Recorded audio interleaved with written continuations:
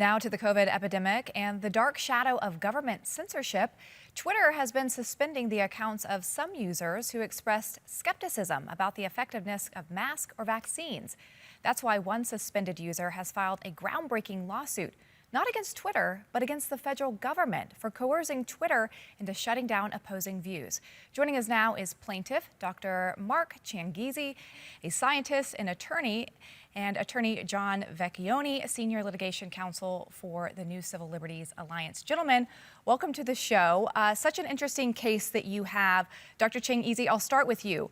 Your lawsuit argues essentially that the government is behind Twitter banning you. What evidence have you seen to prove this case? Since when our case was first filed, the amount of available evidence was frankly small compared to what is now available. There's been many FOIA requests, the Twitter files after Musk took over Twitter. So really the evidence is overwhelming now compared to when we first filed. We have a sister sort of a case, the Missouri and Louisiana district attorneys, which has gone farther than ours, with a lot more evidence by the time their case was begun. So the evidence is really overwhelming. And this was not the case that they were even trying to hide it. They were out in the open telling us back in April of 2021 that the social media companies are killing people by not censoring us, that they should censor us or else they will lose certain kinds of protections, or there might be monopoly kinds of investigations into them. They said if you were banned from Twitter, you should be banned from YouTube and Facebook too. You should be fully blacklisted. And why aren't they doing that? So these were unabashed pronouncements from the federal government that they were working with social media to censor the political opponents of the COVID interventions. So, Doctor, the Twitter has come out and said that they already had these COVID policies in place, which was based on the CDC guidelines. They say you broke that policy and that's why you were banned. Did you know that you were breaking their policy at the time when you tweeted? No, their policies were just a moving target. I was, for example, publishing links to articles at NIH servers. These are published studies sitting in the NIH government servers that I'm linking to, right?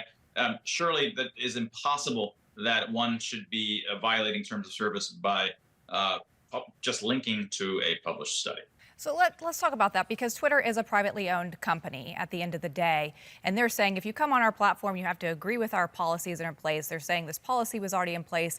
And the government is the one who highlighted and said you aren't abiding by your own policies. But you say that isn't true. John. That's not true. And the reason I state it's not true is that the government got highly involved here and told each of the companies what it wanted done.